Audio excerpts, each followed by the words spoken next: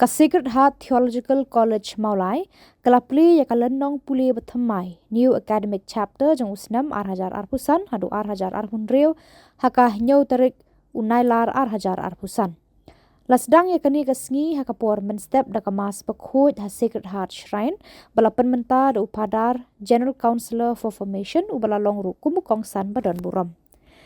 ka gospel penkan mau yaki para banget ya ka jingtre ka bapla jong mensim bakhoj ba ya ka jing khot ujisu ya Petrus banyalam yaki apostol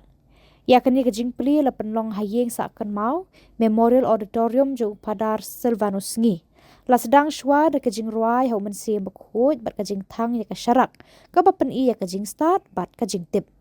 ki khana Plie jong ka integrated training for laity and religious kila shat itnat bat kilawan ra ya ka jing ipho ipeng hakate kasngi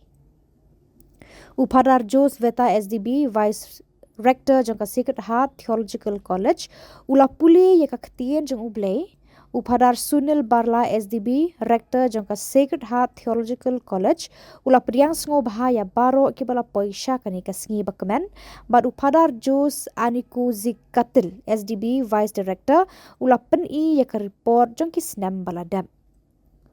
upadar Jos Aniku Zikatil SDB bad upadar Rafael Resterlan Mayong SDB kila pelat ya kikot kabala penpau ya ki jingno sinyang jong ki Rio Start jong ka Sacred Heart Theological College upadar John Zosiama Provincial Shillong baru Archbishop Victor Lingdo kila ai mensim ya baro bakin trei shitom bakin kiu irat ha ki jing Plie jong ki kumju ru bakin nang penrehem shu ya ka jing im mensim jong ki kani kasngi kalakut da ka jing khuble kerpang na upadar Timothy Gangmei SDB Registrar board sa ka jing duai penkut na ka Sister Rosa Pengrop FMA Provincial jong ka FMA INS bat ka jing ruai ha Don Bosco bakhoj